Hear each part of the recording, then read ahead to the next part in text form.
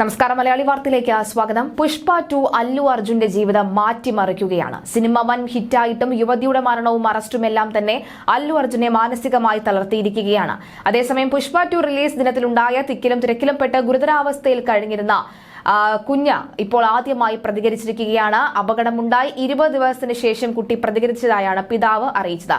കണ്ണുകൾ തുറന്നു. നിലവിൽ മകന്റെ ആരോഗ്യസ്ഥിതി മെച്ചപ്പെട്ടു വരികയാണ്. തെലുങ്ക് സൂപ്പർ താരം അല്ലു അർജുനും തെലങ്കാന സർക്കാരും തങ്ങളെ പിന്തുണയ്ക്കുന്നുവെന്നും കുട്ടിയുടെ അച്ഛൻ അറിയിച്ചിട്ടുണ്ട്. അതേസമയം നരഹത്യാ കേസിൽ പ്രതിയായ അല്ലു അർജുനെ 3 മണിക്കൂറോളം ഇന്ന് ഹൈദരാബാദ് പോലീസ് ചോദ്യം ചെയ്യും എന്നാണ് വാർത്ത.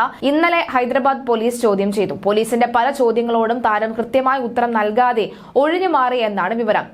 തിയേറ്ററിൽ രാത്രി ബൗൺസർമാർ സിനിമ കാണാനെത്തിയവരെ കൈകാര്യം ചെയ്യുകയും മരിച്ച രേവതിയെ തൂക്കിയെടുത്ത് കൊണ്ടുവരികയും ചെയ്യുന്ന CCTV ദൃശ്യം പുറത്തുവിട്ട പോലീസ് അല്ലു അർജുന്റെ സെക്യൂരിറ്റി മാനേജറെയും കസ്റ്റഡിയിലെടുത്തിട്ടുണ്ട്. ഡിസംബർ 4-നാണ് പുഷ്പ 2 എന്ന സിനിമയുടെ പ്രീമിയർ പ്രദർശനവുമായി ബന്ധപ്പെട്ട് സന്ധ്യ തിയേറ്ററിൽ ദുരന്തം സംഭവിച്ചത്. തിക്കിലും തിരക്കിലും പെട്ട ഒരു സ്ത്രീ മരിക്കുകയും അവരുടെ ഇളയ മകന് ഗുരുതരമായി പരിക്കേൽക്കുകയും ചെയ്തിരുന്നു. ഹൈദരാബാദ് ദിൽഷുഖർ നഗർ സ്വദേശിനി രേവതിയാണ് മരിച്ചത്. സംഭവത്തിൽ തിക്കും തിരക്കിനും കാരണമായെന്ന് ആരോപിച്ച് അല്ലു അർജുനെയും ഒപ്പം തിയേറ്റർ മാനേജ്മെന്റിലെ ആളുകളെയും ഹൈദരാബാദ് പോലീസ് അറസ്റ്റ് ചെയ്തിരുന്നു. ഡിസംബർ 13-ന് വൈകിട്ടാണ് അല്ലു അർജുനെ തെലങ്കാന പോലീസ് അറസ്റ്റ് ചെയ്തത്. എന്നാൽ ശനിയാഴ്ച രാവിലെ തന്നെ തെലങ്കാന ഹൈക്കോടതിയിൽ നിന്നും ലഭിച്ച ഇടക്കാല ജാമ്യത്തിൽ താരം പുറത്തിറങ്ങിയിരുന്നു. 50,000 രൂപയുടെ ബോണ്ടിലാണ് അല്ലുവിന് 4 ആഴ്ചത്തെ ഇടക്കാല ജാമ്യം നൽകിയത്.